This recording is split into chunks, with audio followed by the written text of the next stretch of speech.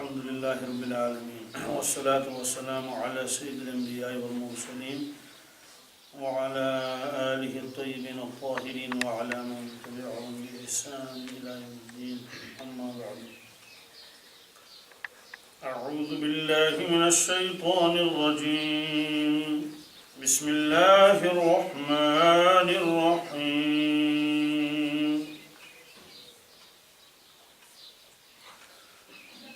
لا تدركه الأبصار وهو يدرك الأبصار وهو اللطيف الخبير صدق الله المولانا العظيم. یہ سورۃ الانعام کی آیت نمبر 103 ہے. اس سے پہلے اللہ تبارک تعالیٰ نے توحید کے 5 دلائل بیان فرمائے تھے، جس میں یہ فرمایا تھا اللہ تبارک تعالیٰ فالق حب والنوا ہے، گٹھلیوں کو پھاڑتا ہے، دانوں کو پھاڑ کے وہاں سے پودے نکالتا ہے. دوسری دلیل یہ فرمائی تھی کہ اللہ تعالیٰ فالق الاصباح ہے، صبح کو نکالتا ہے وہ رات کے اندھیرے سے، اور اسی طرح سے چاند اور سورج کو ایک حساب کے اندر بنایا ہے اور وہ چل رہے ہیں اس میں. اور تیسری دلیل یہ فرمائی تھی کہ ہم نے ستاروں کو بنایا ہے اور لوگ اس سے راستے معلوم کرتے ہیں سمندروں اور خشکی میں. چوتھی دلیل یہ تھی کہ اس اللہ تبارک تعالیٰ نے دنیا کے لوگ کو ایک جان سے پیدا کیا ہے، پھر کچھ دن آپ ماں کے پیٹ میں رہے، پھر دنیا میں آئے، پھر یہاں سے قبر میں جانا ہے، یہ مستقر ہے اور مستودع، پھر یہاں سے پھر جانا ہے آگے، پھر جنت ہے یا دوزخ ہے. اسی طرح سے اللہ تعالیٰ نے 5ویں دلیل یہ بیان فرمائی تھی کہ وہ اللہ تبارک تعالیٰ ایسا قدرت والا ہے جس نے آسمان سے پانی نازل فرمایا اور پھر اس پانی کے ذریعے سے اللہ تعالیٰ نے طرح طرح کے غلے اور دوسری چیزیں اگائی ہیں.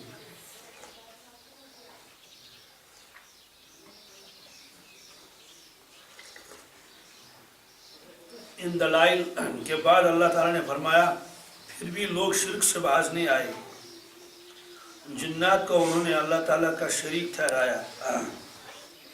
وَجَعَلُوا لِلَّهِ شُرَكَاءَ الْجِنِّ، ایک مطلب تو یہی ہے کہ جس طرح سے اللہ تبارک تعالیٰ کی عبادت کی جاتی ہے، اس طرح سے انہوں نے جنات کی اور خبیث شیاطین کی عبادت کی. دوسرا مطلب تو یہ ہے کہ بعض بیوقوف دنیا میں ایسے بھی آئے ہیں، انہوں نے کہا کہ اللہ تبارک تعالیٰ تو انسانوں کا خالق ہے اور یہ جو کیڑے مکوڑے وغیرہ ہیں ان کو پیدا کرنے والا بنانے والا اصل میں ابلیس ہے. یہ بھی ایک قسم دنیا میں آئی ہے لوگوں کی. تو اسی لیے انہوں نے کہا تھا کہ خیر کا خالق الگ ہے اور شر کا خالق الگ ہے. خیر سے مراد ہے جو چیزیں آدمی کو نفع پہنچاتی ہیں، تو اس کو انہوں نے کہا اس کا نام نے یزدان رکھا. یزدان گویا خالق خیر ہے ان کے عقیدے کے مطابق. اور یہ سانپ ہیں، بچھو ہیں اور خطرناک قسم کے زہریلے جانور ہیں، اور کہنے کہ اس کا خالق اللہ تعالیٰ تو نہیں ہو سکتا، یزدان تو نہیں، اس کا کوئی دوسرا خالق ہے، اس کا نام اہرمن رکھ دیا. وہ یہ کہتے تھے یہ جو زہریلی چیزیں اور نقصان پہنچانے والی چیزیں، ان کا خالق اللہ تعالیٰ نہیں ہے بلکہ ان کا خالق کوئی اور ہونا چاہیے. تو بعض لوگوں نے جنات کو قرار دیا کہ یہ جنات ہیں، اور جنات جو ہے ابلیس کے خاندان سے بھی ہے، کان من الجن. اور بعض لوگوں نے تو پھر اللہ تبارک تعالیٰ کے لیے بیٹے اور بیٹیوں کا تجویز فرمائی. اس کے بعد اللہ تعالیٰ نے تردید کی نصارہ کی کہ نصارہ بھی کچھ پیچھے نہ رہے اس میں شرک میں. اور نصارہ نے تو اللہ تبارک تعالیٰ کے ساتھ بھی اللہ کے بندوں کو شریک ٹھہرایا. چنانچہ بہت جگہ قرآن پاک میں آیا نصارہ کے ہاں کتنی قسمیں ہیں. کئی قسمیں ہیں. ایک ان کے ہاں قسم ہے نصارہ کے ہاں ان کو حلولی کہتے ہیں. حلول کا مطلب یہ ہے کوئی چیز کسی دوسرے وجود میں آ جائے. وہ ہے کہ ان کا عقیدہ ہے. ایک جماعت ان کی ایسی بھی آئی ہے, ان میں بہت سارے فرقے ہیں. وہ یہ کہتے ہیں کہ, اور اس کا بیان قرآن پاک میں ہے, ان اللہ هو المسیح ابن مریم. عیسیٰ علیہ السلام کو دیکھ کر انہوں نے کہا, کہنے کہ یہی تو اللہ ہے. کہ یہ اللہ کیسے ہے؟ کہ اللہ تبارک تعالیٰ اسی کی شکل میں آئے ہیں دنیا میں, اس لیے انہوں نے سیدھے اسی کو معبود قرار دیا. کہ جاؤ اللہ تعالیٰ کو ڈھونڈنے کی ضرورت ہی نہیں, کہ اس کو پانے کی, اس کو راضی کرنے کی, یہ تو اللہ تعالیٰ آیا اسی شکل میں. جیسے ہندوؤں کے یہاں اوتار کا تصور ہوتا ہے کہ بھگوان جو ہے اوتار کی شکل میں آ گیا. بھگوان ہندی لفظ اس کے معنی معبود, کہ وہ معبود اس شکل میں آیا ہے. اور اسی لیے ان کے یہاں بہت سارے لوگ جو ہے وہ ایک شکل بناتے ہیں, چاہے مٹی سے بنا لیں, چاہے پتھر سے بنا لیں, چاہے اور کسی دھات سے بنا لیں, اس کی پوجا پاٹ کر لیں, تو وہ اس کو مشابہ قرار دیتے ہیں معبود کی. اس طرح سے تو ایک فرقہ آیا وہ حلول کا قائل ہو گیا. دوسرا فرقہ یہ ہے, انہوں نے کہا کہ اللہ تبارک تعالیٰ تو اصل ہیں, انہوں نے ازل سے اپنے لیے ایک بیٹا بنا لیا, تو وہ بیٹا بھی ازلی ہو گیا, ازل ہمیشہ سے. اور پھر ایک روح القدس ہے. تو یہ تین ان کے یہاں ہیں. وہ کہتے ہیں یہ تین مل کر کائنات کو چلاتے ہیں. اس کو کہتے ہیں اقنوم ثلاثہ. اقنوم معنی اصل, یہ اصل تین ہیں. کون کون؟ ایک کا نام انہوں نے رکھا اب. اب سے مراد ہے اللہ تبارک تعالیٰ. ایک ابن, اب وہ اللہ تعالیٰ نہیں کہیں گے, وہ کہیں گے اب اور ابن. اب مانے باپ, ابن مانے بیٹا. تیسرا روح القدس, روح القدس. یہ تین مل کر معبود ہیں, اور ان میں مستقل, یہ الگ مستقل معبود ہے, یہ بھی معبود ہے, یہ بھی معبود ہے. یہ تو ازلی تھا, لیکن اس نے اس کو پیدا کیا تو یہ بھی ازلی بن گیا, یعنی ازل سے ہمیشہ. اور یہ بھی جیسے یہ مختار ہے ویسے یہ بھی مختار ہے, یہ بھی مختار ہے. جیسے یہ قادر ویسے یہ بھی قادر, یہ بھی قادر. تو اس طرح سے ایک فرقہ ان کا یہ آیا. دوسرا فرقہ ان کا یہ آیا, انہوں نے کہا کہ ایک ہے اب, ایک ہے ابن, ایک ہے مریم. البتہ ایک گستاخی سے تو عیسائی بچ گئے. کون سی والی؟ کہ انہوں نے مریم علیہ السلام کو تو کہا کہ عیسیٰ علیہ السلام کی والدہ ہے, لیکن یہ کہنے سے گھبرا گئے وہ کہ اگر یہ والدہ ان کی ہے تو باپ کون ہے؟ انہوں نے کہا بغیر باپ کے پیدا ہوا. اس جگہ پر تو وہ بچ گئے.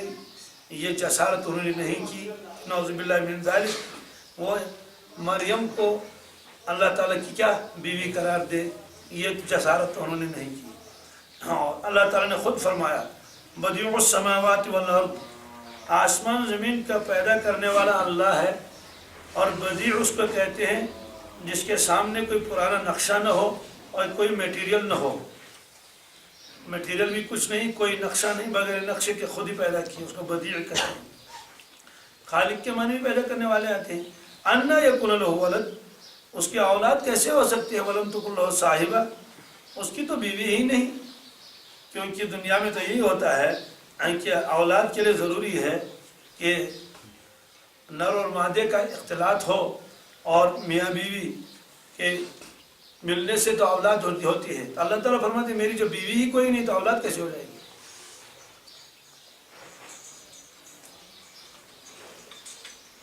وَخَلَقَ كُلَّ شَيْءٍ, اللہ نے ہر چیز کو پیدا کیا. اس کا مطلب یہ ہے کہ کوئی کتنا ہی بڑا ہو میرا شریک تو نہیں ہو سکتا, مخلوق تو ضرور ہے.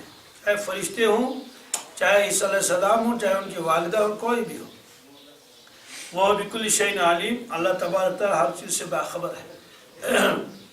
قرآن پاک میں اس سے بھی پہلے دلائل آگے ہیں عیسیٰ علیہ السلام کے بارے میں, ان کی والدہ کے بارے میں.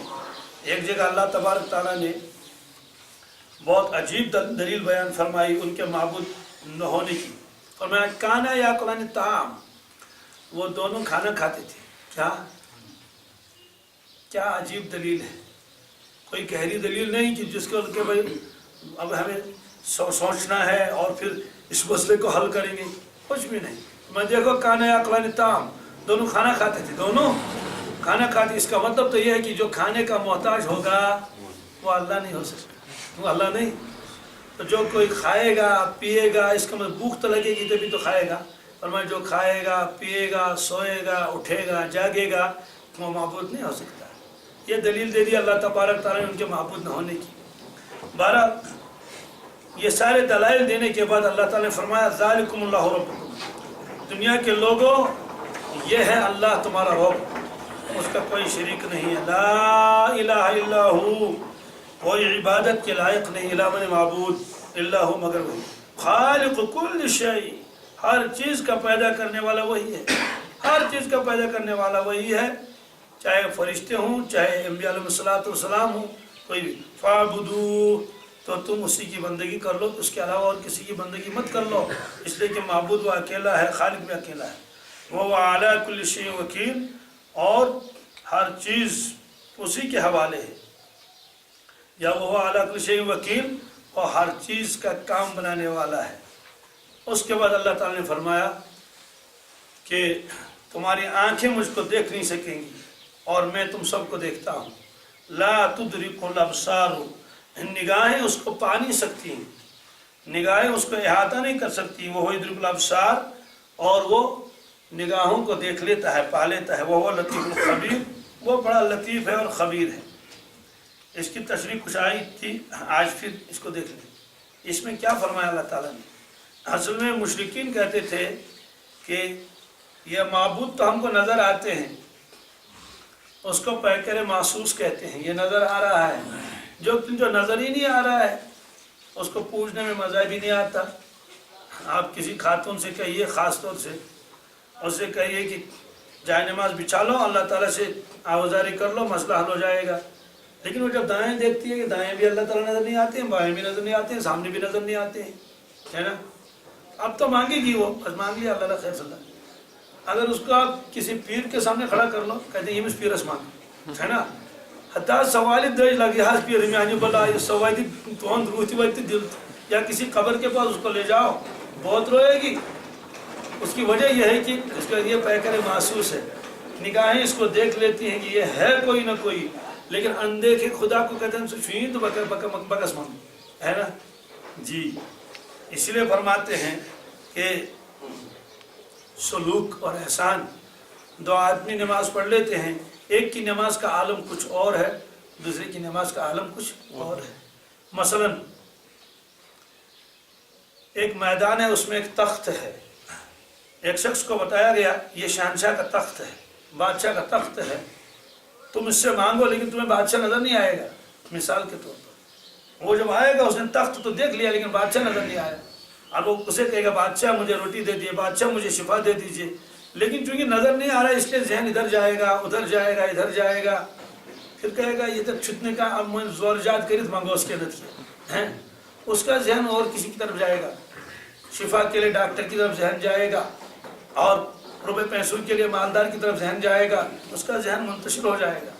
دوسرا آدمی ایسا ہے، وہ جو گیا اس نے دیکھا واقعی بادشاہ تو بیٹھا ہوا ہے، بادشاہ تو اب جو اس وقت بادشاہ سے مانگے گا وہ اللہ اکبر، نگاہیں اس کی طرف ہوں گی، اور بدن کب آئے گا کہیں گستاخی نہ ہو اور بے ادبی نہ ہو، اور دل بھی اسی توجہ اسی کی طرف رہے گی، اور اگر اس کو یہ بھی معلوم ہو کہ بادشاہ میرے دل سے بھی باخبر ہے تو اس کے مانگنے کا انداز دوسرا ہوگا، بدن بھی ایسے عاجزانہ اور ساری امیدیں اس سے وابستہ ہوں گی، اور بس کسی کی طرف ذہن بھی نہیں جائے گا، نہ کسی امیر کی طرف نہ کسی اور کسی، اس کو معلوم ہے کہ سارے مسائل یہی حل کرے گا، تو دونوں کے مانگنے میں کتنا فرق ہوگا کچھ نہیں، آسمان اور زمین کا فرق ہوگا۔ اس کی وجہ ہے کہ ایک کے سامنے تو بادشاہ بیٹھا ہوا، دوسرا کا تخت خالی ہے۔ ہاں ایسے جب کسی کو نسبت حاصل ہو جاتی ہے اور صفت احسان حاصل ہو جاتا ہے، اس کو بالکل ایسا یقین ہوتا ہے کہ بالکل میں اللہ کے سامنے ہوں، یہ الگ بات ہے کہ میں اس کو دیکھ نہیں رہا ہوں لیکن مجھے دیکھ رہا ہے، پوری توجہ کے ساتھ اور آہوزاری کے ساتھ اور گڑ گڑاتے ہوئے ایسے روتا ہے اور بلکتا ہے اور گھبراتا ہے اور کانپتا ہے، ایسے مانگتا اللہ تعالیٰ کے سامنے، پورے بدن پر کب کبھی تاری ہو جاتی ہے، اور کوئی ذہن میں نہیں آتا، کوئی فرشتہ ذہن میں نہیں آتا، کوئی نبی ذہن میں نہیں آتا، کوئی ولی ذہن میں آتا، کوئی بادشاہ ذہن میں نہیں آتا، اس طرح سے مانگتا ہے اور घबराता है और कपकपाता है और आंखों से आंसू जारी है, दाढ़ी भी आंखों में जो है वो आंसू से तर हो गई है, और अगर नमाज पढ़ेगा अल्लाह अकबर इस कैफियत के साथ कि बस मैं अपने रब के सामने हूँ, ऐसे रुकू भी कर लेगा, ऐसे सजदे करेगा, ये सिफत एहसान है। सिफत अब सिफत एहसान नहीं है तो फिर मज़ा नहीं। तो इसलिए काफिरों ने कहा आप जिस माबूद की हमें दावत दे रहे हैं वो माबूद हमें नज़र क्यों नहीं आ रहा है, जैसे ये वाला माबूद हमें नज़र आता है जिसको अपने हाथों से बनाया है। तो अल्लाह ताला फरमाया देखो तुम मुझे देख नहीं सकोगे, तुम मुझे देख नहीं, मैं तुम्हें देखता हूँ, मैं तुम्हें जी ला तुद्रिकुल अब्सार, क्यों तुम्हारे आंखें इतनी अंदर इतनी ताकत ही नहीं है ये उसको देख सके। एक हिंदू आता था मुफ्ती महमूद साहब के पास रहमतुल्लाह, मुसलमान भी हो गया था क्योंकि नमाज भी पढ़ता था, फिर रोज़े भी रखता था, लेकिन इजहार नहीं करता था, सवालात भी करता था। एक मतलब उसने सवाल किया कि मुफ्ती जी हम अल्लाह ताला को क्यों नहीं देख सकते। तो हज़रत ने फरमाया कि दोपहर के वक्त तुम सूरज को देख सकोगे। उन्होंने कहा सूरज को तो नहीं देख सकूंगा इसलिए कि आंखों में तो इतनी ताकत भी नहीं, दोपहर का सूरज और यूं देखेंगे तो यूं ही हो जाएगा ना। तो हज़रत ने फरमाया ये मखलूक है, ये तो मखलूक को जब नहीं देखोगे तो खालिक को कैसे देखोगे, ये उसको समझा दिया। असल में वजूहात क्या है, हमारी आंखें महदूद हैं, यानी हमारे आंखों की ताकत महदूद है, इसलिए नामहदूद शय को ये देख नहीं सकती।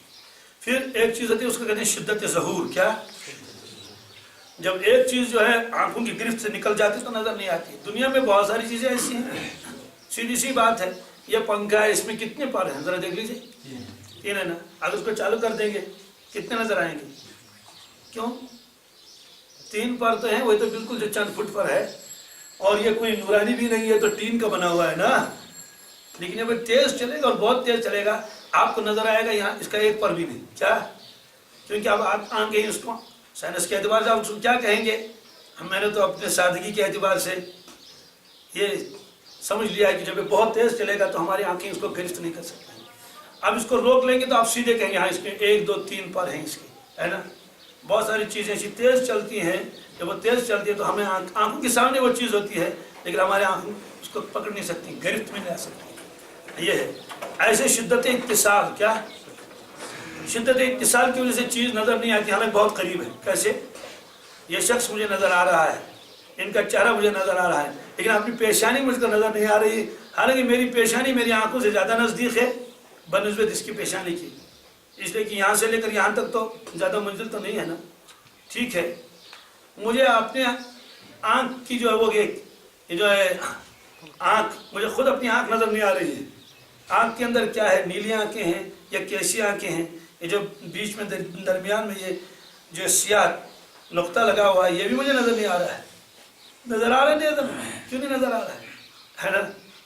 तो दूसरे की चीज़ आ रही क्योंकि वो फासले पर है। क्या है, तो शिद्दत इत्तिसाल जब होता है तो वो चीज़ नज़र नहीं आती है, तो शिद्दत ज़हूर की वजह से वो चीज़ नज़र नहीं आती, शिद्दत इत्तिसाल की वजह से बहुत सारी चीज़ें नज़र नहीं आती। बहुत सारी चीज़ें इतनी बारीक होती हैं वो हमें नज़र नहीं आती, उसके लिए कोई और चीज़ लगानी पड़ती है, माइक्रोस्कोप, उसको लगा लीजिए, यूँ देख लीजिए तो आपको नज़र आएगी, उसको हटा लो तो नज़र नहीं आएगी।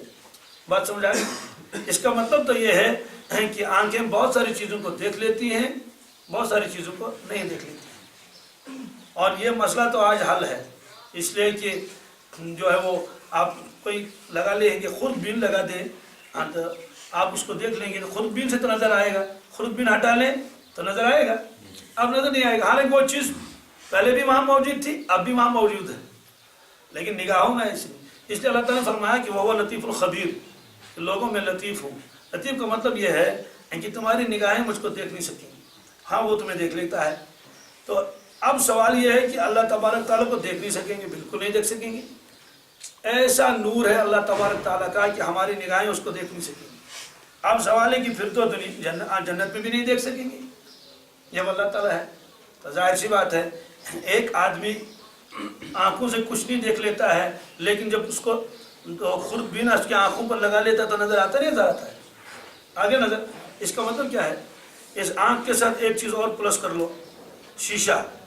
तो शीशे ने वो चीज़ देख ली और जो खाली आंख नहीं देखती, तो जिसकी निगाह कमज़ोर होती है तो उसको कहेंगे پڑھ لو سامنے کیا لکھا ہے. کہتے ہیں مجھے کچھ نظر نہیں آتا ہے. آپ چشمہ اٹھا کے یوں لگا لیا, کہتے نظر آ گیا, کہتے ہاں نظر آ گیا. بات سمجھ آ گئی. اس کا مطلب یہ ہے کہ ہاں اگر آنکھ کے اندر اس چیز کا اور کر دیا جائے تو وہ چیز نظر آ جاتی ہے. بعض لوگ آنکھوں میں ہی کچھ لگاتے ہیں, لینس وغیرہ, پہلے نظر نہیں آتا ہے, وہ آنکھوں میں لینس لگا دیا اب نظر آ گیا. تو اللہ تبارک تعالیٰ جنت کے اندر ہماری آنکھوں کے اندر ایک لینس لگا دیں گے. کیا جی, لینس لگا لیا اور اب دیکھو مجھے, اب نظر آئے گا. دنیا میں بھی تو لگا سکتے ہیں نا لینس, کیونکہ دنیا میں ایمان بالغیب ہے. کیا ہے؟ اللہ تعالیٰ کو دیکھے بغیر اس کو ماننا ہے, دیکھے بغیر. تو یہی تو ایمان ہے. فرشتے نظر آئیں گے, مرنے کے بعد نظر آئیں گے. بات سمجھا گی؟ فرشتے نظر آئیں گے لیکن آج نظر نہیں آتے. کیوں؟ ان پر تو ایمان لانا ہے, ایمان بالغیب ہے نا, ورنہ تو ایمان بالغیب رہے گا ہی نہیں. چونکہ وہ چیزیں اللہ نے اس لیے چھپا دی ہیں کہ ان پر ایمان لانا ہے اور بغیر دیکھے ان کو ماننا ہے. تو جنت میں چونکہ اب ایمان بالغیب کا تو مسئلہ نہیں رہا, اب تو معاملہ صاف ہو گیا, امتحان تو ختم ہو گیا. بھائی جب تک تو امتحان نہیں ہوتا ہے نا, پیپر چھپایا جاتا ہے نا, چھپایا جاتا ہے. اور جب پیپر آپ نے کر لیا تو اس کو کون چھپائے گا؟ یہاں رکھیں گے وہاں رکھیں گے. صاحب کل تو آپ اس کو چھپاتے تھے, تالے کے اوپر اور تالا لگاتے تھے اور اوپر سے سیل لگاتے تھے, کسی کو نظر نہ آ جائے, اور سیکیورٹی گارڈ وہاں بیٹھا ہوا تھا. بات سمجھا گئی؟ کوئی اندر نہ داخل ہو جائے. تو چند گھنٹے تو ہو گئے, 3 گھنٹے پہلے تو یہ پہرا تھا, اور 2.5 گھنٹے کے بعد جب طلبہ باہر آ گئے اب اس کی کوئی حیثیت نہیں ہے. آپ سب تو دیکھ لو چھپا کے کیوں رکھا تھا؟ ابھی تو امتحان تھا. کیا تھا؟ تو اللہ تعالیٰ نے فرشتوں کو چھپا کے رکھا ہے, بہت سارے جنات کو چھپا کے رکھا ہے, بہت ساری چیزیں. کہیں ان کو مانو دن وغیرہ دیکھیں. اب جب امتحانی حال ختم ہو گیا ہے نا, اب دیکھ لو تو فرشتے بھی نظر آئیں گے مرتے وقت, شیطان بھی نظر آتا ہے مرتے وقت, جی جنات نظر آتے ہیں مرتے وقت. یہ قرآن پاک میں ہے. کیا؟ فَكَشَفْنَا عَنْكَ غِطَاءَكَ فَبَصَرُكَ الْيَوْمَ حَدِيدٌ. اے انسان, آج ہم نے تمہارے آنکھوں کے سامنے سے پردہ ہٹا لیا. معلوم ہوا کہ ہماری نگاہوں کے اوپر ایک پردہ لگا ہوا اللہ تعالیٰ نے رکھا ہے. نگاہوں کے اوپر یہ چیزیں نظر آتی ہیں اور وہ چیزیں نظر نہیں آتی ہیں, اور وہ یوں ہٹا لے گی. اس کا زال چنا تو ترنت اس کا زال چاسن. تو وہ اللہ تعالیٰ فرماتے ہیں فَكَشَفْنَا عَنْكَ غِطَاءَكَ, ہم نے آج تمہاری آنکھ کا جو پردہ اوپر کے لگا ہوا تھا, کوئی مانوی پردہ, ہم نے اس کو ہٹا لیا. فَبَصَرُكَ الْيَوْمَ حَدِيدٌ, دیکھ تمہاری نگاہ کتنی تیز ہو گئی. اب جب نگاہ تیز ہو گئی تو سارے فرشتے نظر آ گئے, ملک الموت نظر آ گیا, عالم برزخ نظر آ گیا, اور نگاہ بہت تیز چلی گئی, عرش تک پہنچ گئی. پہلے کیوں نہیں تھا؟ اللہ تعالیٰ فرماتے ہیں میں نے پہلے اس کی آنکھوں کے سامنے ایک پردہ لگایا تھا. کافروں کو نظر کیوں نہیں آتا تھا؟ اللہ تعالیٰ فرماتے ہیں ختم اللہ علی قلوبہم وعلی سمعہم وعلی ابصارہم غشاوۃ, ان کے نگاہوں کے اوپر ایک پردہ پڑا ہوا ہے, اس لیے وہ رسول اللہ صلی اللہ علیہ وسلم کو پہچانتے ہی نہیں, رسول اللہ صلی اللہ علیہ وسلم کو پہچانتے ہی نہیں, حالانکہ ظاہری اعتبار سے کوئی پردہ نہیں تھا. تو اس طرح سے دنیا میں یہ سارے پردے ہیں, آخرت میں یہ سارے پردے اٹھا دیے جائیں گے. اس لیے جنت میں جب آدمی پہنچ جائے گا تو وہ اللہ رب العزت کو دیکھے گا وہاں. اور یہ مضمون قرآن پاک میں ہے, حدیثوں میں بھی ہے, قرآن پاک میں ہے وجوہ یومئذ ناظرۃ الی ربها ناظرہ, کہ بے شمار لوگ اس دن ان کے چہرے تر و تازہ ہوں گے, خوش و خرم ہوں گے, بارونق ہوں گے, الی ربها ناظرہ, اور وہ اپنے رب کو دیکھ رہے ہوں گے. یہ ناظر نون الف اور زوئی, اس لیے ناظرہ پڑھنے والے کہتے ہیں یہ پڑھا ناظر. ناظر کے معنی دیکھنے والا, نظر ینظرون میں نے دیکھنا, ناظر کے معنی دیکھنے والا. مطلب یہ قرآن پاک زبانی تو نہیں پڑھتا ہے لیکن دیکھ دیکھ کے پڑھتا ہے, اسی کو ناظرہ کہتے ہیں. یہ تو ناظر پڑھنا ہے نا. تو اللہ تعالیٰ فرماتے ہیں ناظرۃن, بہت ساری نگاہیں اس دن ناظرۃن ہوں گی, یعنی وہ دیکھ رہی ہوں گی. کس کو دیکھ رہے ہوں گے؟ الی ربها, الی اپنے رب کو دیکھ رہے ہوں گے. تو یہ تو اللہ تعالیٰ فرماتے ہیں. اور کافروں کے جہاں عذاب لکھا ہے قرآن پاک میں, انہیں عذاب میں ایک عذاب لکھا ہے کلا انہم عن ربہم یومئذ لمحجوبون. اللہ تعالیٰ فرماتے ہیں کافروں کو تو عذاب ہوگا ہی دوزخ کا, لیکن سب سے زیادہ جو عذاب کافروں کا ہوگا وہ یہ ہوگا اللہ کی زیارت سے محروم ہوگی. اللہ کی زیارت سے یہ سب سے زیادہ عذاب ہوگا. تو انہیں معبود ہی نظر نہیں آتا, اس لیے کہ زیارت کرنا, دیدار کرنا, آمنے سامنے آنا, یہ تو محبوبوں کے لیے. کس کے لیے؟ دشمن کا کون اپنے سامنے لاتا ہے؟ اس لیے اللہ تبارک تعالیٰ ان سے بات بھی نہیں کرے گی.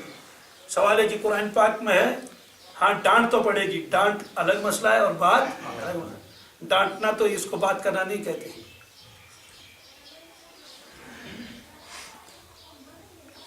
اس لیے قرآن پاک نے فرمایا وَلَا يُكَلِّمُهُمُ اللَّهُ يَوْمَ الْقِيَامَةِ، قیامت کے دن اللہ تبارک تعالیٰ سے کوئی کلام نہیں کرے گی، اور ایمان والوں کے ساتھ سامنے لا کر اللہ تبارک تعالیٰ ان سے باتیں کریں گے، جیسے موسیٰ کلیم اللہ صاحب کے ساتھ باتیں کرتے ہیں اللہ تعالیٰ رب العزت، ایسے اپنے بندوں کے ایمان والوں کے ساتھ اللہ تبارک تعالیٰ ہم کلام ہو جائیں گے، یہ بڑی بڑی نعمتیں ہوں گی۔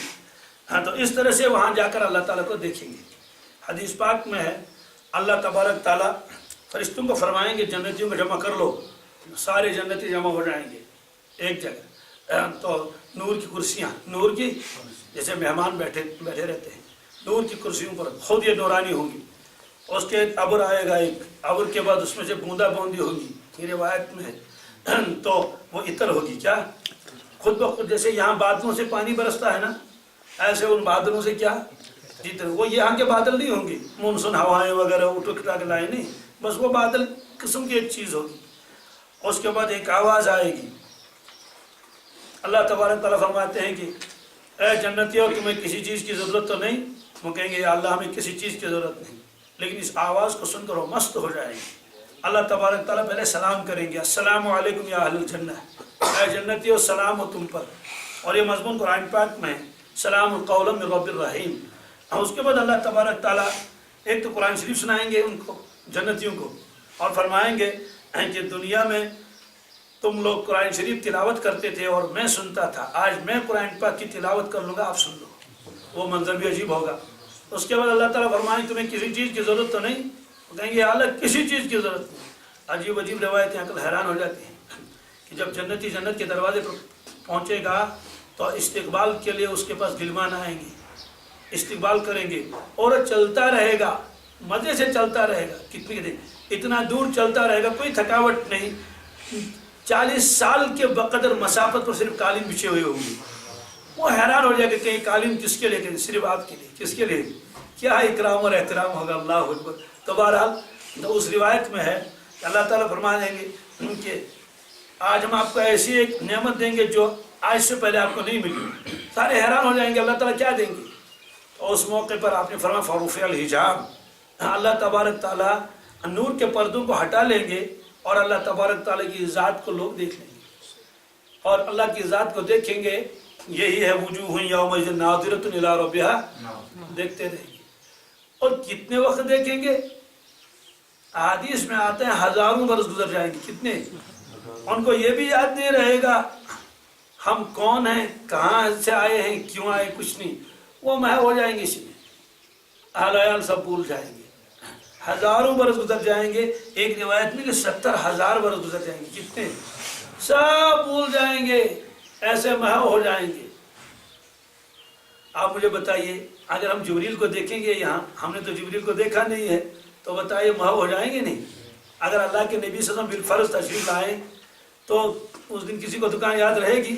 تو سارے کے سارے لوگ تو محو ہو جائیں گے۔ ہاں تو بہرحال اس لیے 70,000 برس، اس کے بعد اب کیسے؟ یہ تو 70 لاکھ برس تک بھی دیکھتے رہیں گے، جب ایک پردہ آ جائے گا، پردے کے اوپر پردے آ جائیں گے، اور اس لیے پھر حجاب آ جائے گا، نورانی حجاب۔ اس کے بعد یہ ہوش میں آئیں گے، بہت وقت ہے، آپ سوچیں گے کہ ہم کون ہیں، ہم کہاں ہیں۔ اس کے بعد عقل واپس آئے گی، کیا آئے گی؟ جو محو ہو گئی تھی نا اس میں، عقل آہستہ آہستہ واپس آئے گی، واپس آئے گی، آج اتنا ریکور کیسے، کیا کیسے واپس آئے گی، واپس آئے گی، وہ حافظہ واپس آئے گا، پھر یاد آئے گا، او یہ تو جنت ہے، ہم تو جنت میں ہیں، ہم تو اللہ رب العزت کے دیدار کر رہے تھے، اب وہ منظر ختم ہو گیا۔ اس کے بعد اب یاد آئے گا، پتہ نہیں کتنا وقت ہو گیا ہے، ہم نے تو یاد بھی نہیں ہمارے گھر والے کس حال میں ہوں گے، حالانکہ ان کو معلوم ہے یہ جنت ہے، کہیں وہ یعنی کہ کسی نے کڈنیپ کیا ہو، کسی نے اور کسی کا، وہ کچھ نہیں، تو جنت ہے نا، جو جہاں جا چاہے، کوئی غم نہیں، ایکسیڈنٹ ہونے کا، بیمار ہونے کا، غائب ہونے کا، ڈوبنے کا، کچھ بھی نہیں۔ اس لیے اب یہ وہاں پہنچیں گے، 70,000 برس ہوئے ہوئے، کتنے؟ تو 70,000 برس کے بعد جو گھر جائے گا تو گھر والے اس سے کہیں گے کہ تم یہاں کہاں تھے اتنی دیر تک، ہمیں انتظار میں یہاں ہم نے رکھا 70,000 برس۔ وہ جب گھر میں پہنچیں گے، اپنے اپنے گھروں میں جائیں گے، اب تو وہاں ان کی وہ حوریں باہر نکلیں گی اور ان کی بیویاں جب جائیں گے دروازے پر پہنچ جائیں گے، اندر داخل ہونا چاہیں گے تو وہ کہیں گے کہ کون صاحب آ گئے؟ وہ کہیں گے میں فلانی ہوں. کہتے ہیں چہرے سے پتہ نہیں چلتا. کہ کیوں؟ کہتے ہیں آج نیا چہرہ ہے. کیا ہے؟ ایسے انوارات سے بھرے ہوئی. وہ بھی حیران ہو جائے گی، یہ بھی ہمارے گھر والے نہیں لگتے، ایک نئی رونق ہے. ہم تو وہ انہیں کہیں گے یہ رونق تمہارے چہرے پر کیسی؟ وہ کہیں گے زیارت کر کے آگے نا اللہ تبارک تعالیٰ کی، اسے چہرے کی رونق بھی بدل گئی. وہ ان سے کہیں گے ہم بھی آپ کو پہچانتے نہیں، یہ کیا وجہ ہے؟ آپ کو انتظار کرنا پڑا ہوگا. فرشتوں نے کہا 70,000 برس ہو گئے. تم نے کہا بالکل نہیں. کہا کیوں؟ کہتے ہیں آپ کیا کر رہے تھے؟ کہا ہم تو زیارت کر رہے تھے، وہاں سارے مردوں کو جمع کر لیا تھا الگ کو زیارت نہیں، کمبائن زیارت نہیں، الگ الگ ہے. تو ان کی عورتیں کہیں گی اور ان کی حوری کہیں گی کہ آپ وہاں زیارت کر رہے تھے، ہم نے یہی زیارت کری، ہم نے یہی. تو وہاں 70 برس تک رہیں گے یہ یہاں. اس لیے فرماتے ہیں کہ جنت کے اندر بہت سارے جنتی ایسے ہوں گے جن کو روزانہ 2 مرتبہ زیارت ہوگی اللہ رب العزت کی. کتنی؟ جی، صبح اور شام. اور جنت چونکہ بہت سارے ہیں، جنت الفردوس ہے، تو جنتوں میں ایک جنت ایسی ہے وہاں کھانے پینے کا کوئی انتظام نہیں. کیا؟ بالکل نہیں. نہ وہاں شہد ہے، نہ وہاں دودھ ہے، نہ وہاں کیلے ہیں، نہ وہاں سنترے ہیں، نہ وہاں ہورے ہیں، کچھ بھی نہیں. تو اب پھر وہاں ہے کیا؟ وہاں صرف دیدار خداوندی. کس کا؟ اور کوئی چیز نہیں. اس میں ماؤ ہوں گے، چونکہ وہ جنت ہی الگ ہے، وہ نیچے والی جنت ہے. یہ جو کھانے پینے والا مسئلہ ہے نا، یہ تو ہم لوگ ان کے لیے کھاؤ کیلے اور کھاؤ سنترے اور چل دودھ پی لے اور بس یہ، وہ تو محو ہوں گی. کس میں؟ جی، بہت سارے عارفین آئے نا دنیا میں، جی کھانے پینے کی تو شوق ہی نہیں، بس مراد میں ہو گئے چلے گئے. بہت سارے واقعات ہیں. حضرت صابر کلیری رحمۃ اللہ اور حضرت نظام الدین اولیاء رحمۃ اللہ، یہ دونوں پیر بھائی ہیں. کیا ہیں؟ جی. اور ان کے شیخ تھے بلخ کے، نظام الدین بلخی. وہاں سے ایک شخص آیا، اس نے کہا کہ مجھے ہندوستان جانا ہے. ہم نے کہا ٹھیک ہے، وہاں میرے 2 خاص شاگرد ہیں، مرید ہیں، ان کے پاس بھی جانا. انہوں نے کہا ہاں حضرت، اسی لیے تو آیا ہوں تاکہ کچھ خط وغیرہ بھی لے کے دیں گے تاکہ میرا وہاں اکرام احترام بھی ہو جائے. تو نظام الدین پہنچ گئے. تو حضرت نظام الدین رحمۃ اللہ سے ملے اور خط دکھایا پیر کا. اللہ اکبر، تو میرے پیر کا بھیجا ہوا آدمی، بڑا اکرام کیا، احترام کیا، اور وہ اور یہ، اور خانقاہ دیکھی. اللہ اکبر، اتنے لوگ خانقاہ میں اللہ اللہ کر رہے ہیں. ایک محدث نے بیان میں فرمایا کہ مجھے معلوم یہ نہیں ہے کہ کھانا کتنا پکتا تھا، لیکن اتنا تو معلوم ہے کہ روزانہ 40 من نمک خرچ ہوتے تھے. اور جو کچرا وغیرہ اٹھاتے ہیں نا، ان کا پیاز وغیرہ کے چھلکے ولکے جو ادھر ادھر چڑھ دیتے ہیں، کہا اس کے لیے 80 اونٹ آتے تھے. کتنے؟ یعنی چند اونٹ آتے تھے تو 80 مرتبہ ان کو 80 اونٹ کے برابر. یہ تو بڑا اکرام کیا حضرت نے، ان کا بہت اکرام احترام کیا. کئی دن وہاں رہے، کچھ تحفے تحائف بھی دے دیے. اور اس کے بعد گئے دوسرے صاحب کے پاس، حضرت صابر کلی رحمۃ اللہ کے پاس. پہنچیں گے مجذوب قسم کے تھے، اپنے مراد میں بیٹھے ہوئے تھے. تو ان کا خادم آیا، کندھا ہلا کے کہا کہ حضرت کا بلخ سے آیا ہے، بلخ سے آیا ہے تمہارے شیخ کا کوئی مہمان. اشارہ کر دیا بلاؤ. تو سامنے آ کے بیٹھے. تو اس نے سلام کیا، حضرت نے واپس وعلیکم السلام کیا. کہا میرا پیر ٹھیک ہے؟ اتنا پوچھا. میرا شیخ ٹھیک ہے؟ یعنی نظام الدین بلخی رحمۃ اللہ علیہ، ان کا نام نظام الدین بلخ کے تھے، وہ ٹھیک ہے؟ انہوں نے کہا حضرت بہت اچھا ہے. خادم سے کہا اشارہ کر دے اس کو کچھ کھلاؤ. اب وہاں 1-2 دن رہا، خادم کھلاتا رہا اور کچھ نہیں پوچھا. بہرحال واپس جب گیا، واپس جانے کے بعد پھر بلخ پہنچا، وہاں ملے ان سے نظام الدین بلخی رحمۃ اللہ سے. ان سے پوچھا اچھا ٹھیک ہے کیا ہوا؟ کہا حضرت نظام الدین رحمۃ اللہ علیہ اولیاء کچھ نہ پوچھے، بہت سارا بتا دیا، اور یہ اور وہ اور یہ بہت بتانے کے بعد کہا اتنا اکرام کیا اور اتنے سب خانقاہ کے حالات بتائے. کہا ٹھیک ہے. کہا اور؟ کہا حضرت پھر تو میں وہاں دوسرے کے پاس گیا، وہ حضرت صابر کلی رحمۃ اللہ علیہ کے پاس، صابر صاحب کے پاس گئے. میں نے کہا پھر کیا ہوا؟ اس نے کچھ پوچھا؟ اس نے تو بات بھی نہیں کی، اس نے تو کچھ بھی نہیں کہا، کچھ بھی نہیں پوچھا. کہا حضرت صرف ایک بات پوچھی تھی کہ میرا شیخ ٹھیک ہے، میرا شیخ. بس یہ جملے کو سننے کے بعد نظام الدین بلخی رونے لگی اور بہت روئے، بہت روئے. وہ حیران ہو گیا کہ یہ تو کوئی رونے کی بات بھی نہیں. اس کے بعد اس نے کہا تو حضرت کیا بات ہے، میں نے تو حضرت کا تو بہت سنایا، ان کا یہ ہوا، اتنے خانقاہ اور ایک اکرام کیا اور آپ کا بہت پوچھا، وہ کر لیا. تو ان کے بارے میں بس ایک بات کہ میرا شیخ ٹھیک ہے. تو سنو کہ میں جانتا ہوں شخص کا حال جذب میں ہے. کس میں ہے؟ 20 برس ہو گئے. کتنے؟ 20 برس ہو گئے. اللہ رب العزت کے علاوہ اس کے دل پر کسی کا خیال ہی نہیں آیا، وہ جذب میں ہے. کہا مجھے حیرت ہے اس پر کہ اپنا پیر کیسے یاد آ گیا اس کو جب آپ نے اس سے کہا کہ میں بلخ سے آیا ہوں. کہا اس پر مجھے رونا آ گیا. تو اس طرح سے مجازیب کی دنیا بھی ایسی بھی ہوتی ہے. بہت سارے لوگ تو بس کھانے پینے کے چکر میں دنیا میں بھی ہوتے ہیں کہ آج کیا پکایا ہوا پلاؤ کہاں پر ملے گا اور وہ بھی ملے گا. بہت سارے مجذوب قسم کے ہوتے ہیں. ان کے یہاں تو بس اپنا اللہ اللہ. حضرت مولانا علی الیاس صاحب رحمۃ اللہ کے یہاں ان کا بھانجا گیا نظام الدین مرکز میں. ان کو معلوم تھا کہ میرا ماموں تو بڑا پیر ہے دہلی کا، وہاں تو افطاری میں اور سحری میں یہ اور وہ ہوگا. وہاں گیا، ملا، بیٹھا وہیں.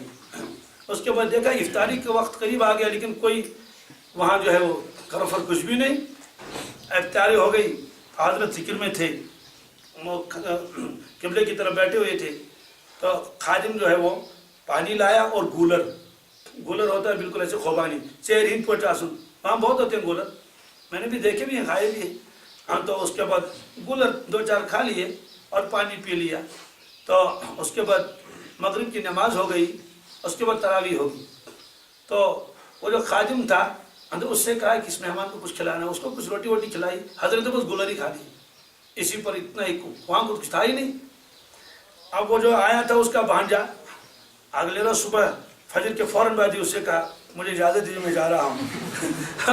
حضرت نے فرمایا بیٹھو، آج بھی بیٹھو، اب کیا کرنا، بیٹھو آج. چلو ٹھیک ہے، اب تو بیٹھنا ہی پڑا. اس کے بعد جب بیٹھے اب دیکھا کہ اب یہ دوسرا دن آ گیا. عصر کے بعد ہی دیکھا کہ کوئی صاحب حلوہ بھیج رہا ہے، کسی نے پلاؤ بھیجا، کسی نے اور جو ہے وہ بریانی بھیجی. اب بیٹھے حضرت دسترخوان پر، نماز کے بعد افطاری کرنے کے بعد نماز پڑھی، اس کے بعد اب حضرت بھی بیٹھے اور کھا رہے ہیں. اپنے بھانجے سے فرمایا کھا لو بیٹے، یہ تو تمہاری وجہ سے آیا ہے، ورنہ میرے لیے تو وہی گولر کافی ہے. تو بہرحال یہ تو وہ جو اوپر والا جنت ہے اس میں کھانے پینے کا کوئی نظم نہیں، اس میں کھانے پینے کا انتظام ہی نہیں. وہاں بھائی ڈائننگ ہال تو نیچے ہوتا ہے نا، ہر جگہ تھوڑی ہوتا ہے. تو وہ تو اوپر تو خاص جو ہے وہ آفس کیا ہے. تو اب لوگ نیچے ہوں گے، کھا رہے ہوں گے، اپنے کھیل تماشوں میں ہوں گے، بے غم، کوئی غم ہی نہیں. یہ تو جنت ہے ہی ایسی چیز. اچانک دیکھیں گے جیسے دنیا میں بادل ہوتے ہیں تو بادل ہٹ جاتے ہیں تو روشنی نیچے آ جاتی ہے، چاہے چاند کی روشنی چاہے سورج کی. بادل ہٹ گئے تو دھوپ پڑ جاتی ہے. وہ دیکھیں گے کہ اچانک ایک عجیب قسم کی دھوپ آ گئی. یہ کہاں سے آ گئی؟ ہاں تو شارحین نے لکھا ہے یہ اصل میں جو اوپر والے جنت میں وہ جنتی ہوگا، پتہ نہیں کتنے وقت سے زیارت میں مشغول ہوگا، وہ اچانک اپنے چہرے کو یوں کرے گا، چہرہ نیچے کر دے گا تو نیچے اس کی روشنی پڑ جائے گی. یہ حدیث میں ہے. اور اس کے بعد فرمایا رسول اللہ صلی اللہ علیہ وسلم نے فرمایا سنو، حضرت عمر فاروق انہی لوگوں میں ہیں جو اوپر ہوں گی. کس میں ہوں گی؟ حضرت یہ ہے. تو اس طرح سے اللہ تبارک تعالیٰ کی زیارت سے بڑھ کر کوئی نعمت جنت میں ہوگی ہی نہیں. اس لیے اللہ تعالیٰ نے فرمایا یہ سب سے بڑی نعمت ہے اور اس سے جو محروم ہوا سب سے بڑی بدبختی ہے. فرمایا کلا انہم عن ربہم یومئذ لمحجوبون. دوسریوں کو سب سے بڑی جو سزا ہوگی ہے وہ اللہ رب العزت کو دیکھ نہیں سکیں گے. اللہ تعالیٰ فرمائیں گے میں دشمن کو اپنا چہرہ دکھاؤں، یعنی اپنی ذات دکھاؤں. ایک ہوتا ہے دیکھنا، ایک ہے احاطہ کرنا.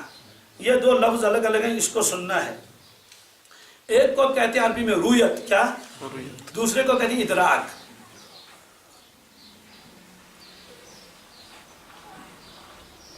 ادراک اور رویت کس سے کہتے ہیں؟ ادراک کے معنی آتے ہیں کسی چیز کو پوری طرح احاطے میں لینا، گھیرے میں لے لینا کہ 1 انچ بھی اس کا باقی نہ رہے. جیسے یہ کتاب میرے سامنے ہے تو میں نے اس کو دیکھ بھی لیا اور احاطہ بھی کر لیا، دیکھ بھی لیا اور احاطہ بھی کر لیا. احاطے کا مطلب یہ ہے کہ جتنی سے حدود ہیں سب کے سب حدود میرے آنکھ میں آ گئی ایسے.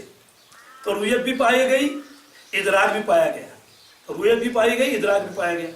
آپ آسمان کو دیکھیں، کیا رویت تو پائی گئی لیکن ادراک نہیں. کیوں؟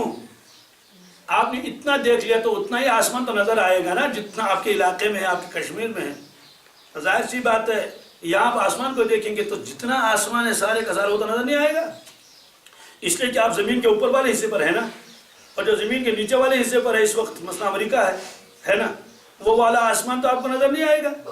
اس والے آسمان کو دیکھنے کے لیے تو آپ کو تو سفر کرنا پڑے گا نا، یہاں سے نیچے نیچے آگے آگے یہاں پر پہنچنا پڑے گا۔ اس سے معلوم ہوا کہ آسمان چاروں طرف ہے۔ کیا یہ تو سائنسی دنیا ہے، کیا شان ہے عارفین کی۔ عارفین نے ہزاروں برس پہلے بتا دیا ہے کہ زمین کے جس طرف سے تم نکل جاؤ گے تمہیں آسمان ملے گا آگے۔ کیا ملے گا؟ جی لکھا ہے، بہت لکھا ہے، ہمارے ترمذی کی روایت میں بھی ہے۔ ترمذی شریف میں روایت ہے، اللہ کے نبی نے فرمایا صحابہ کرام کو سمجھانے کے لیے، اگر تم زمین میں سوراخ کرو گے کیا، اور ایک بالٹی ایک ڈول تم نیچے ڈال دو گے، نیچے چلا جائے، نیچے عرش پر پہنچ جائے گی۔ کس پر؟ معلوم ہے عرش تو چاروں طرف سے، وہاں روایت ہے اللہ پر پڑ جائے گا۔ کس پر؟ ترمذی شریف کے الفاظ یہ ہیں، اگر تم ایک ڈول ایک رسی لٹکاؤ گے زمین کے اندر ڈالو گے ڈالو گے ڈالو گے ڈالو گے، نیچے اللہ تک پہنچے گی، اللہ پر گرے گی، یہ الفاظ ہے۔ اس کا مطلب تو کیا ہے، یہ تو زمین ہے نا، تو زمین کے چاروں طرف آبادی ہے ایک ہی طرف، تو یہ والے ہیں نا، یہ والے ان کا آسمان کدھر کو ہے، اور ان والوں کا آسمان، اور جو نیچے بس رہے ہیں ان کا آسمان کدھر کو ہے نا۔ اس ٹھیک ہے، تو ہر ایک آدمی جو اوپر دیکھے گا تو اوپر ہی کی طرف آسمان اول بھی دوسرا بھی 7 آسمان، اور عرش بھی تو اتر ہی ہوگا نا۔ ان والوں کا عرش کدھر کو ہوگا؟ ہوگا نہیں ہوگا؟ آپ مجھے بتائیے، ہے عرش چاروں طرف ہے یا نہیں؟ اس کو ہزاروں برس پہلے عارفین نے سکھایا ہے۔ ایک نقطہ بیچ میں لگایا، اس کے بعد ایک سرکل، اس سے بڑا والا سرکل، تو 7 آسمان کے 7 سرکل لگائے، پھر کرسی کا ایک آخری سرکل، اور آخر میں عرش کا یوں اتنا بڑا سرکل لگایا۔ تو الرحمن علی العرش استویٰ، وہ جو اس سرکل سب سے بڑا جو ہے اس پر اللہ مستوی ہے، تو زمین اور 7 آسمان تو اس میں خود آ گئے۔ جہالت کی انتہا ہے، صرف سمجھتے ہیں آسمان ادھر کو ہے، آسمان تو ہر طرف کو ہے نا۔ اس طرح سے ایک ہے رویت، ایک ہے ادراک۔ ہم آسمان کو دیکھتے ہیں لیکن آسمان کا احاطہ ہماری نظر نہیں کر سکتی ہے۔ تو اس میں فرمایا کہ لا تدرک الابصار، کہ نگاہیں اللہ تبارک تعالیٰ کو پا نہیں سکیں گی۔ کیا؟ تو دیکھنا الگ ہے اور پانا، وہ تو نہ دنیا میں پا سکیں گے نہ آخرت میں پا سکیں گے، اس لیے کہ انسان محدود ہے اور اللہ کی ذات لامحدود ہے۔ اور ایک حدیث میں ہے، اللہ کے نبی سے فرمایا اگر سارے جنات، سارے انسان، سارے ملائک یہ مل کر آ جائیں سب کے سب ایک صف میں، کس میں؟ ایک ساتھ اللہ کو دیکھیں گے تب بھی ادراک نہیں ہوگا، تب بھی ادراک، اس لیے کہ مخلوق محدود ہے اور خالق لامحدود ہے۔ حضرت شیخ عبدالعزیز دباغ علیہ السلام نے لکھا ہے کہ ہم سب بیٹھے ایک مرتبہ، تو ہم نے سوچا کہ مخلوق کو دیکھیں، کس کو؟ اور باطنی اعتبار سے اللہ تعالیٰ سے کہنے لگے کہ ہمیں اپنا دیدار کرا لیجئے باطنی آنکھوں سے۔ تو حکم ملا کہ پہلے مخلوق کو دیکھو، کس کو؟ تو ایک ایک کر کے ہم نے مخلوق کو دیکھنا شروع کر لیا، چونکہ بہت اونچے درجے کے تھے، اپنے نگاہ میں لائے، ایک نگاہ میں ایسے لائے عالم ارواح کو، ایک نگاہ میں لائے عالم ملکوت کو، ایک نگاہ میں لائے جبروت کو، ایک نگاہ میں لائے عالم انس کو، ہر ایک عالم کو ایک ایک نگاہ میں پورا احاطہ کر لیا۔ پھر حکموان پورے مخلوق کو اپنی نگاہ میں لاؤ، کیا احاطہ کر لو۔ حضرت شیخ نے فرمایا میں نے بہت کوشش کی لیکن میں مخلوق کو اس کو اپنی نگاہ میں لا نہیں سکا۔ تو مجھے حکم ملا مخلوق تمہارے قابو میں نہیں آ رہے، خالق کیسے آئے گا؟ یعنی تم مخلوق کو احاطہ نہیں کر پاؤ گے تو خالق کو کیسے احاطہ کرو گے؟ تو ایک ہے رویت، ایک ہے ادراک، ایک ہے رویت، ایک ہے اس روایت، اس آیت میں یہ نہیں فرمایا تم اللہ کو دیکھ نہیں سکو گے، فرمایا کہ لا تدرک الابصار، نگاہیں اللہ تبارک تعالیٰ کے احاطہ نہیں کر سکتی، اس لیے ادراک کے معنی آتے ہیں احاطہ کر لینا، گھیرے میں لے لینا۔ اور جنت میں بھی ادراک نہیں ہوگا، رویت ہوگی۔ کیا ہوگی؟ رویت ہوگی۔ ہم تو دنیا میں رویت بھی نہیں، ادراک کا تو سوال ہی نہیں، اور آخرت میں رویت ہوگی اور ادراک کا سوال ہی نہیں، اس لیے کہ لامحدود ذات ہے۔ اللہ کے نبی سے فرمایا میں نے نور دیکھا، کس کو؟ ادراک کا تو آپ نے بھی نہیں فرمایا، تو میں نے رویت کا لفظ آیا۔ تو اس طرح سے اب سوال ہے کہ دنیا میں اللہ تعالیٰ کو دیکھ سکیں گے نہیں دیکھ سکیں گے؟ نہیں دیکھ سکیں گے، آنکھوں میں ایسی طاقت نہیں۔ سوال ہے پھر کیوں لوگ کہتے ہیں کہ اللہ کے نبی صلی اللہ علیہ وسلم نے اللہ رب العزت کو دیکھا؟ فرمایا کہاں دیکھا؟ کیا؟ کہتے معراج میں۔ کہتے معراج دنیا میں ہوئی تھی آخرت میں؟ شیخ محی الدین ابن عربی نے فرمایا وہ رویت دنیا کی رویت ہے نہیں، وہ تو آخرت کی رویت ہے۔ کس کی؟ پر اس میں اشکال ہونے کی ضرورت ہی نہیں. سوال یہ ہے کہ وہ رویت یہاں نہیں ہوئی، وہ رویت کہاں ہوئی؟ وہ تو عالم آخرت ہے. تو عالم آخرت میں تو عام مومنین کو بھی رویت ہو جائے گی. تو اگر اللہ کے نبی صلی اللہ علیہ وسلم دیکھ لے تو کیا مشکل ہے؟ اب سوال یہ ہے کہ کیا دنیا میں تو ہماری یہ آنکھیں ہیں، پردہ پڑا ہوا ہے آنکھوں کے اوپر، اور فَكَشَفْنَا عَنْكَ غِطَاءَكَ فَبَصَرُكَ الْيَوْمَ حَدِيدٌ، کافر سے کہا جائے گا جو پردہ تمہاری نگاہوں کے اوپر تھا. یہ تو ہر ایک کو کہا جائے گا وہ پردہ ہم نے ہٹا لیا، یوں ہٹا لیا. اور اللہ کے نبی صلی اللہ علیہ وسلم کا تو چشمہ مبارک کے اوپر وہ پردہ تو پہلے سے ہٹا ہوا تھا. کیوں ہٹا ہوا تھا؟ اس لیے آپ جبریل کو بھی دیکھتے تھے، آپ میکائیل کو بھی دیکھتے تھے. 50,000 فرشتے ایک مرتبہ آئے، ایک ساتھ آپ نے 50,000 فرشتوں کو دیکھا. کتنے؟ آپ نے ایک مرتبہ فرمایا کہ سورہ انعام جب نازل ہوئی تو سورہ مائدہ آپ نے فرمایا 70,000 فرشتے اس کے ساتھ تھے. ہم تو آپ فرشتوں کو دیکھتے تھے. آپ نے انہی نگاہوں سے تو دوزخ کو دیکھ لیا، جنت کو دیکھ لیا، ورنہ یہ نگاہیں دوزخ کو نہیں دیکھیں گے، آدمی ہارٹ فیل ہو جائے گا. اس لیے آپ عالم ارواح کو دیکھتے تھے، اور کیا کیا دیکھتے تھے؟ لوح محفوظ تک کو دیکھتے تھے آپ. اس لیے اللہ کے نبی صلی اللہ علیہ وسلم کی چشمہ مبارک کا معاملہ الگ ہے اور ہمارے آنکھوں کا معاملہ، جی ہمارے دل کا معاملہ الگ، ان کے دل مبارک کا معاملہ الگ. ان کے اوپر وہی نازل ہوتی تھی. اگر ہم میں سے کسی پر اللہ کا کوئی وہی بالفرض نازل ہو جائے تو ٹکڑے ٹکڑے ہو جائیں گے، کچھ بھی نہیں رہے گا باقی. تو یہ وہی قلب مبارک تھا تو قرآن پاک کے انوارات کو برداشت کر لیتا. حضرت عائشہ صدیقہ نے عرض کیا، یا رسول اللہ صلی اللہ علیہ وسلم، آپ نے فرمایا جو آدمی سو جائے اس کا وضو ٹوٹ جاتا ہے، لیکن میں نے بہت مرتبہ دیکھا آپ تہجد کے بعد پھر اذان ہوتی ہے، اس کے بعد سنتیں پڑھ لیتے ہیں، اس کے بعد آپ آرام فرماتے ہیں، اور اس کے بعد جب نماز کا وقت ہوتا آپ اٹھتے ہیں اور نماز پڑھاتے ہیں، لیکن وضو نہیں فرماتے ہیں. دوبارہ وضو؟ تو حضرت آپ دوبارہ وضو نہیں فرماتے ہیں، حالانکہ آپ نے فرمایا کہ سونے سے وضو ٹوٹ جاتا ہے اور آپ آرام بھی کر لیتے ہیں. آپ آرام کر لیتے تھے چونکہ آدھی رات کو اٹھتے تھے، تو اس لیے آپ سنت پڑھنے کے بعد اچھی طرح سو جاتے تھے اور محسوس ہوتا تھا حضرت جو ہے سو گئے ہیں.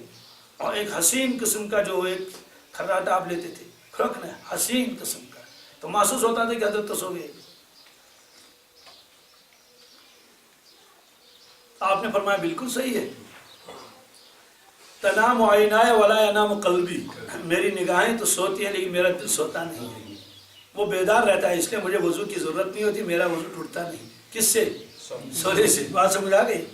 اس سے معلوم ہے کہ دل تو سب کے ایک جیسے ہوتے ہیں.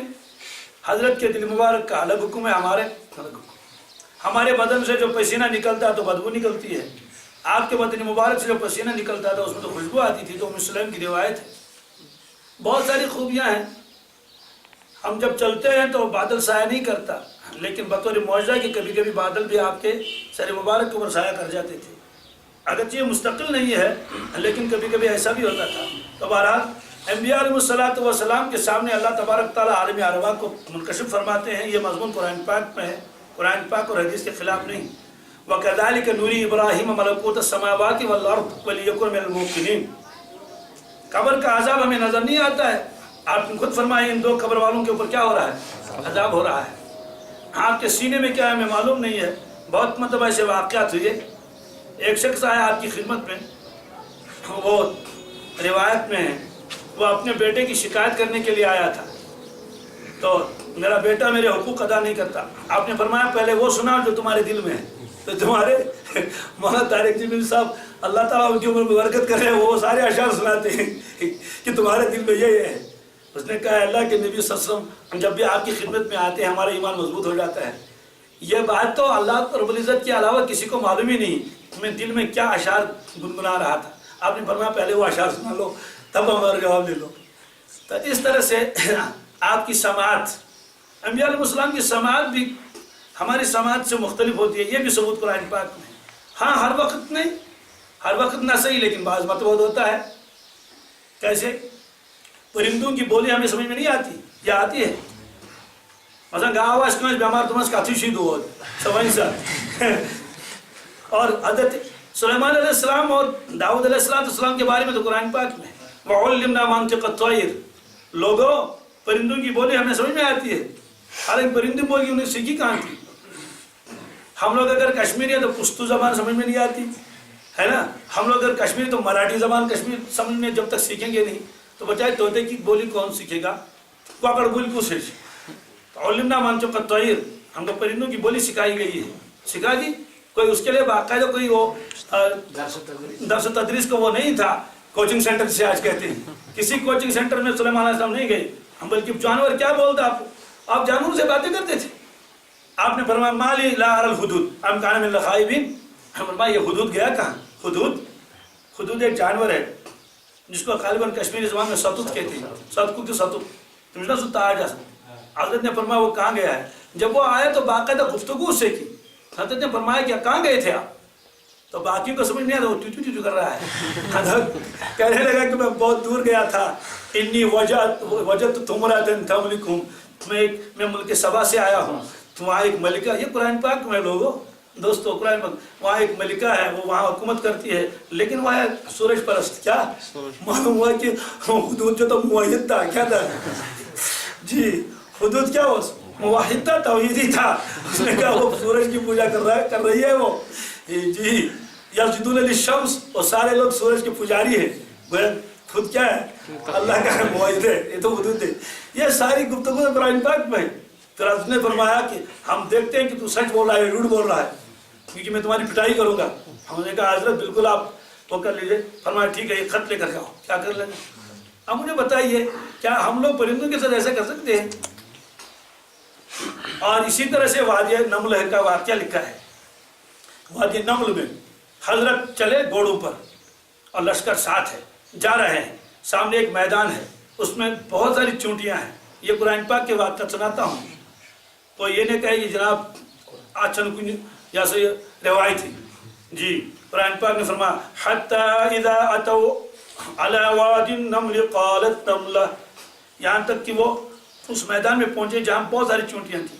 अभी सुलेमान अलैहिस्सलाम दूर हैं और चोटी भी साहिब कश्फ थी, तो उसको कश्फ दूरे। और उसके कैसे अल्लाह ने दिखाया कि सुलेमान अलैहिस्सलाम आ रहे हैं और लश्कर साथ है, तो फौरन उसने एक तकरीर कर दी। किनके सामने? चोटी के सामने। कहा या अय्युहन नमल उदखुलू मसाकिनकुम ला यहतिमन्नकुम सुलेमान व जुनूदुहु ला यशउरून, कहने के जल्दी जल्दी कर लो, घुस जाओ अपने सुराखों में, अपने बिलों में घुस जाओ। उन्हें कहा क्यों, क्या बात है? अभी तो हमारे घुसने का वक्त तो नहीं है, अभी तो हमको दाना वाना लाना है। उसने कहा खतरा है, सुलेमान अलैहिस्सलाम आ रहे हैं, उसका लश्कर और वो घोड़ों पर सवार हैं। ला यहतिमन्नकुम सुलेमान व जुनूदुहु ला यशउरून, कहीं ऐसा न हो सुलेमान अलैहिस्सलाम और उसका लश्कर तुम्हें पाँव के नीचे रोन डाले। इसलिए अगर बचाऊं जो पान फौरन शिकायत मत चू, तो चले गए उसमें सुराखों में। ये कुरान पाक में। अब चोटी यहाँ है और सुनारे अपनी चोटियों को, सुलेमान अलैहिस्सलाम बहुत दूर हैं, फौरन ये आवाज़ अल्लाह ने वहाँ तक पहुँचा दी। सुलेमान अलैहिस्सलाम ने आवाज़ सुन ली कि चोटी उनको क्या कह रही है। फतबस्सम ज़ाहिकन मिन क़ौलिहा व क़ाल रब्बी औज़िनी अन अश्कुरा निअमतक अल्लती अनअमत अलैया व अला वालिदैया व अन अअमला सालिहन। ये है। हाँ, तो मुझे बताइए, तो आप कान लगाइए चोटी के साथ, उससे कहे मैं भी सुनना चाहूँ, सुन लेंगे? तो अल्लाह तबारक ताला ये चीज़ें अंबिया अलैहिस्सलाम को अता फरमाते हैं। तो अगर अल्लाह के नबी सल्लल्लाहु अलैहि वसल्लम ने दीदार किया हो तो इसमें इश्काल करने की और बहस करने की ज़रूरत ही क्या है? हाँ, अगर कोई इनकार कर ले उसको भी गुंजाइश है। क्या जी? अगर कोई कहेगा अल्लाह के नबी नहीं देखा, उसकी भी गुंजाइश है। इस जगह एक रिवायत तो ऐसी भी है, लेकिन राजा यही है अहले सुन्नत वल जमात का कि हाँ अल्लाह के नबी ने परवरदिगार को देखा। अब देखने की कैसे हमें मालूम नहीं, वरना तो दिल की रुयत पर तो किसी को इश्काल ही नहीं। असल तो इस पर इश्काल है, किस पर? आंखों पर। हाँ, तो हज़रत आयशा सिद्दीक़ा तो यही फरमाते हैं ला तुद्रिकुल अब्सार। तो ये तो इहाते के बारे में, ये रुयत के बारे में है ही नहीं। इसलिए इन दो चीज़ों को ज़हन में रखना है। तो यह फरमाया कि कुफ़ार को महजूब रख दिया जाएगा, तो अल्लाह तबारक ताला को अब्सार उनको इहाते नहीं कर सकते। और वह युद्रिकुल अब्सार, वो तमाम निगाहों को देख लेता है। हज़रत शाह अब्दुल कादिर साहब रहमतुल्लाह फरमाते हैं कि आयत का मतलब ये है, आँख में ये कुव्वत नहीं कि उसको देख सके अल्लाह तबारक ताला को। फिर फरमाते हैं हाँ, अगर वो खुद अज़राहिर लुत्फ़ व करम अपने को दिखाना चाहे तो आँखों में वैसी कुव्वत पैदा कर देगा जिससे अहले ईमान हस्ब मरातिब खुदा ताला को देख सकेंगे। हस्ब मरातिब खुदा ताला को, इसका मतलब तो ये हुआ کہ دیکھنے بھی فرق ہوگا، دیکھنے میں بھی عوام کی رویت اسی انداز کی ہوگی اور خواص کی رویت اسی انداز کی ہوگی۔ اور قرآن پاک میں ہے، حدیث میں ہے، اللہ رب العزت ایک تجلی فرمائیں گے محشر کے میدان میں۔ ہم تو کہیں گے کہ سجدہ کرو اللہ تبارک تعالیٰ کو، لیکن آواز ذرا سخت ہوگی، کیا ہوگی؟ تو ایمان والے کہیں گے کہ ہے یہ کچھ سون خدا اس کو نہ وجن کت کچھ کات کرنے سے ہے۔ تو اس کے بعد اللہ تبارک تعالیٰ کی ایک دوسری تجلی آئے گی، بہت اس میں ایک شفقت بھرا لہجہ ہوگا، سارے لوگ سجدے میں جائیں گے، سارے لوگ۔ تو سوال ہے پہلے کس کی تجلی تھی؟ کہ پہلے بھی اللہ ہی کی تجلی تھی، دوسری مرتبہ اللہ کی تجلی تھی، تو پہلے کیوں نہیں پہچان لیا؟ ہم کہتے ہیں کہ لہجہ ذرا سخت تھا، کیا تھا؟ لوگ کہنے کہ یا اس نے خدائے یا اس بدل کیے۔ ہم تو شیخ سے پوچھا تھا علامہ نے، شیخ دبا کر رحمت سے، کہ حضرت یہ جو پہلے انکار کریں گے تو ہمارا رب نہیں ہے، یہ عوام انکار کریں یا خواص؟ اور میں عوام انکار کر لیں گے، خواص نہیں۔ کیوں؟ خواص کو معلوم ہے یہ اللہ ہی کی تجلی ہے۔ اب دوسری مرتبہ اللہ تبارک تعالیٰ دوسرے انداز سے جو تجلی کا ظاہر کریں گے اس میں معاشر کے میدان میں، تو پھر عوام اسے کیے۔ اور تجلی کا بیان قرآن پاک میں ہے، یوم یکشف عن ساق ویدعون الی السجود فلا یستطیعون۔ جس دن اللہ رب العزت ایک تجلی دکھائیں گے، لفظی ترجمہ ہے تو اپنی پنڈلی کی تجلی دکھائیں گے، یہ تو متشابہات میں سے ہے۔ وَيُدْعُونَ إِلَى السُّجُودِ، اور ان کو سجدے کے لیے بلایا جائے گا، سجدہ کرو اللہ رب العزت کو، فَلَا يَسْتَطِيعُونَ۔ کافر اور بے نمازی سجدہ نہیں کر سکے گا، سزا لگے گی اس کو۔ کیوں؟ وَقَدْ كَانُوا يُدْعُونَ إِلَى السُّجُودِ وَهُمْ سَالِمُونَ۔ فرماتے ہیں کہ خاشعۃ ابصارهم ترهقهم ذلہ، نگاہیں نیچے ہوں گی چونکہ جب سجدہ ہی نہیں کیا ذلت اس کے اوپر ڈالی جائے گی۔ وجہ وَقَدْ كَانُوا يُدْعُونَ إِلَى السُّجُودِ وَهُمْ سَالِمُونَ۔ اس سے پہلے دنیا میں جب ان کو بلایا جاتا تھا حی علی الصلاۃ سجدے کے لیے، یہ اس وقت تندرست تھے، بیمار نہیں تھے، لیکن یہ وہاں نہیں آتے تھے۔ آج سزا لگ گئی محشر کے میدان میں، ہم سے کہا جائے گا آج تمہیں سجدہ نہیں کرنے دیں گے، آج تمہیں سجدہ نہیں کرنے دیں گے۔ ہمارا اللہ تبارک تعالیٰ نے فرمایا لا تدرک الابصار، نگاہیں اللہ رب العزت کو نہیں دیکھ سکیں گی، احاطہ نہیں کر سکیں گی۔ وہ یدرک الابصار، وہ سب نگاہوں کو دیکھ لیتا ہے، ظاہر سی بات ہے، تو خالق تو مخلوق کو دیکھ ہی لے گا۔ وہ اللطیف الخبیر، وہ لطیف بھی ہے اور خبیر بھی ہے۔ سوال لطیف کہتے کس کو ہیں؟ لطیف کے ایک معنی تو آتے ہیں مہربان، کیا؟ یا لطیف، یا لطیف، اے مہربان، اے مہربان۔ لطیف کے ایک معنی آتے ہیں کہ جو چیز ظاہری حواس سے نہ دیکھ سکے، دیکھا جا سکے ظاہری حواس سے، جو حواس کے ذریعے محسوس اور معلوم نہ ہو، محسوس معلوم، ایسی لطیف چیز، اس کو بھی لطیف کہتے ہیں۔ جیسے ہوا نظر نہیں آ رہی ہے، بہت باریک چیزیں نظر نہیں آ رہی ہیں، جیسے روح، اور وہ نظر نہیں آ رہی۔ بدن روح کو نہیں دیکھ سکتا ہماری نگاہ، لیکن روح ہمیں بالکل دیکھ لیتا ہے، بالکل دیکھ لیتا ہے۔ جب سو جاتا ہے نا آدمی، روح نکل جاتی ہے نا، شونگتا ہے ہے نا، جی سو جاؤ میں ذرا جا رہا ہوں۔ روح جب نکلتی ہے نا، جب آدمی کو نیند آتی ہے قرآن پاک میں، تو روح اس کو معلوم ہے کہ یہ ہے یہاں، اسی لیے لکھا عارفین نے کیا کہ بعض مرتبہ بعض لوگوں کی روح تو چلی جاتی ہے، وہ یوں رہتے ہیں جیسے مراد میں رہے، بعض لوگوں کا انتقال اسی میں ہوتا ہے، بعض لوگ واپس آ جاتے ہیں۔ اس کی وجہ کیا لکھی؟ کہا کہ اگر روح چلی گئی کیا، اور اگر روح ماؤ ہو گئی دیدار رب میں اور یہ یاد نہ رہا تو پھر اس کو موت آئے گی، پھر اس کو جی چند دن تک رہے پھر اس کو موت آئے گی۔ کیوں؟ اس لیے کہ روح بھول گئی اپنے جسم کو، روح اپنے جسم کو کیا گئی؟ بھول گئی، کیونکہ دھیان نہیں رہا۔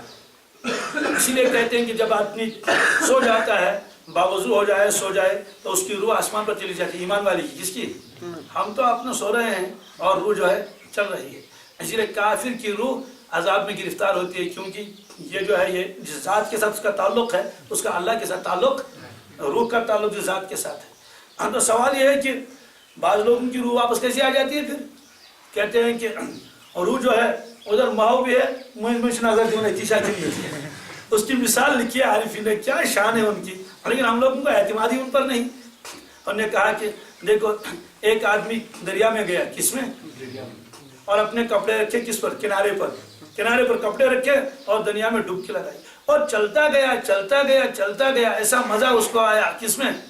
جا رہا ہے، وہ میلوں دور چلا گیا، وہ میلوں دور تو کپڑے کی نگرانی کرنے والا کوئی آیا نہیں. جب اس نے دیکھا یہاں کوئی ہے نہیں تو میں خبر تم پالو تھے تم تو دراو پان پالو ہے نا. دوسرا آدمی وہ ڈبکی لگا رہا ہے, مجھے کل تلن تھوڑا دیوان جنازہ پالوا نہیں کوئی ہے نا. تو ظاہر سی بات ہے اگر کوئی وہاں آئے گا نا تو اسے کہے گا ہاں پالوا نہیں ہے نا. تو روح اگر مشاہدے میں ہے, کس میں ہے؟ اور ذرا یوں توجہ کر لے اپنی ذات کی طرف, جو ذات ترابی اس کا ہے یہ جسم, تو پھر جسم مرے گا نہیں, جسم مرے گا نہیں.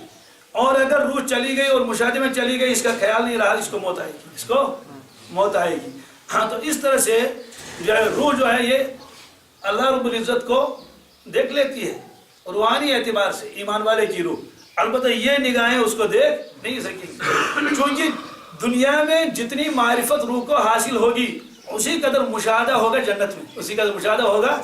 تو انبیاء علیہ السلام کا مشاہدہ اسی درجے کا ہوگا, اور اولیاء کرام کا مشاہدہ اسی کا ہوگا, اور عام مومنین کا مشاہدہ اسی کا ہوگا. اور مومنین کے اندر بھی جو تفاوت ہے تو اس تفاوت کے اعتبار سے ہوگا. جیسے انبیاء علیہ السلام کی نماز اور ہماری نماز فرق ہے یا نہیں؟ ہاں, ان کا اخلاص ہمارا اخلاص, ان کا ایمان ہمارا ایمان, ہر چیز میں فرق ہے.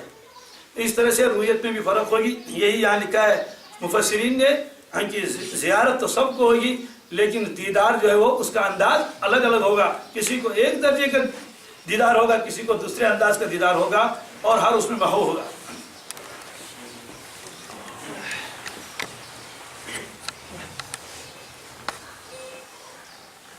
اللهم صل على سيدنا محمد وعلى ال سيدنا محمد وبارك وسلم عليه. اللهم احسن عاقبتنا في الامور كلها واجرنا من خزي الدنيا وعذاب الاخره. ربنا آتنا في الدنيا حسنة وفي الآخرة حسنة وقنا عذاب النار.